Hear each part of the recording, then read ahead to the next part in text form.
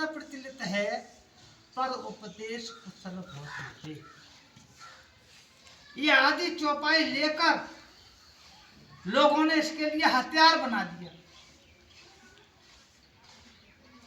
कि पर उपदेश कुशल बहुत तेरे।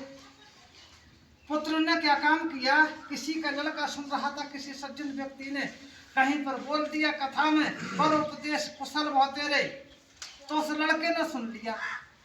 और जब उस लड़के ने सुन लिया कि पर उपदेश कुशल बहुत तेरे, तो पिताजी ने उसके बच्चे का सबसे बड़ा हमदर्द जो होता है वो माता पिता होती है। पिताजी ने बच्चे की हमदर्दी को और उसके हितकारी वचनों को हितकर होने के कारण उसके लिए कोई उपदेश देना चाहा। जब उसने कोई उपदेश दिया तो बच्चा पिताजी से बोला कि पर उपदेश कुशल बहुत तेरे, आप मुझे उपदेश दे रहे, स्वयं न कर लो। माने बच्चे की हितकारी स्थिति को देखकर माँ ने बोला बच्चे के कुछ हित में हो जाए, क्योंकि माँ सबसे ज्यादा ममता करती है। तो माँ से भी बोला पर उपदेश कुशल बहुत तेरे, तुम अपने आप न कर लो। किसी सज्जन व्यक्ति ने भी कहा, जो हितकारी था उसका, बोले क्या कर रहे हैं आप, ये काम मत करो। बोले पर उपदेश कुशल बहुत तेरे, अपने आप कर लो ना।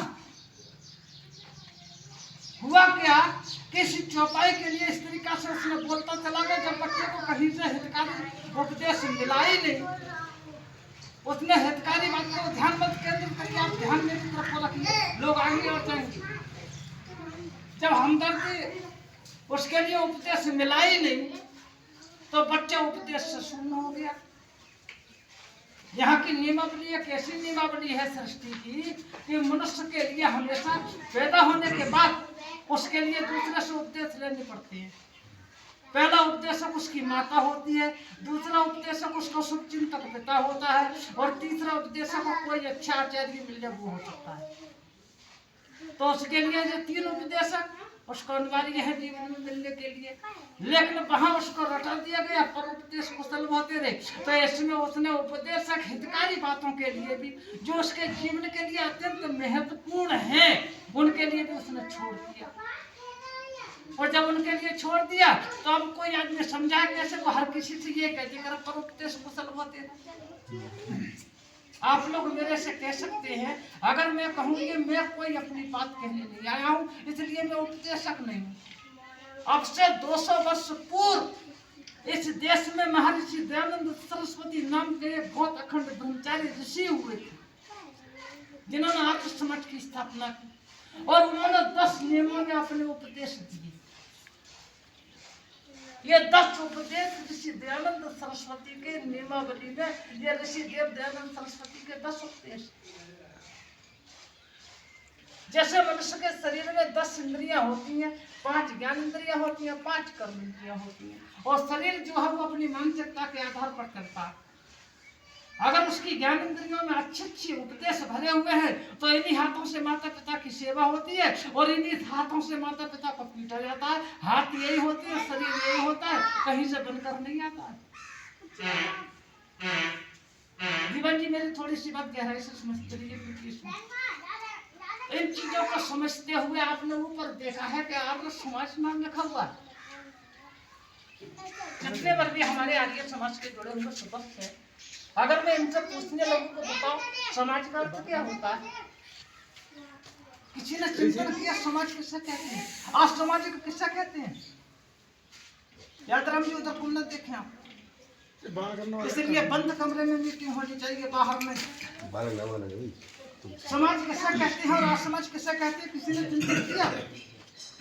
मित्रों, सा शब्द जो है नहीं, वो सभ्यता, शालीनता और सफलता का घोतक है।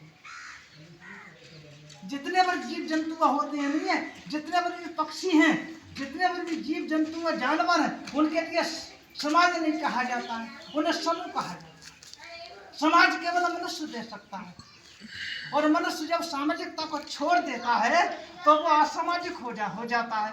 और दीवान जी हमारे रहे कि असामाजिकता, जो सामाजिकता की नियमावली को भंग कर दे वो असामाजिक हो जाता है। और जहाँ जहाँ असामाजिकता पैदा हो जाती है, परिवार में पैदा हो जाए, घर में पैदा हो जाए, मियाँ बीवियों के पास पैदा हो जाए, असामाजिकता क्या करती है? तांडव मचाती है, सभी जानते हैं असामाजिकता। इसलिए सामाजिकता के लिए समझना बहुत जरूरी है।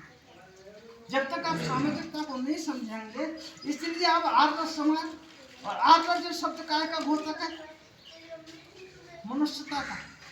सृष्टि में जितने प्राणी हैं, श्रेष्ठ प्राणी कौन मनुष्य, तो श्रेष्ठ प्राणियों का, श्रेष्ठ मनुष्यों का समाज, इसलिए इसके लिए समाज शब्द बोला।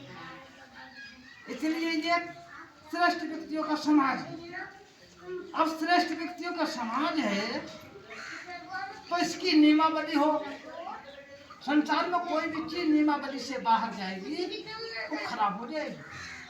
कोई गाड़ी हो, कोई भी चीज हो तो नियमावली के अंतर्गत ही कार्य करेगी। सृष्टि पूरी नियमावली के अंतर्गत चल रही है, पृथ्वी नियमावली के अंतर्गत बढ़ती है, वृक्ष हमेशा नियमावली के अंतर्गत बढ़ते हैं, नष्ट होते हैं। संसार की प्रत्येक चीज नियमावली के अनुसार चलती है। और जब सारी चीजों की नियमावली है तो आर्य समाज की जब नियमावली है तो आर्यों से पूछ लियो कौन सा आर्य कौन सी नियमावली के अनुसार अपना जीवन व्यतीत करता है। जब आर्य समाज नियमावली के अनुसार चलेगा ही नहीं तो बताओ आर्य समाज की उन्नति कैसे हो सकती है। जब कोई भी समाज नियमावली को अपनाएगा ही नहीं तो बताओ फिर वो आदमी कहाँ जाएगा। ये सोचने की बात है।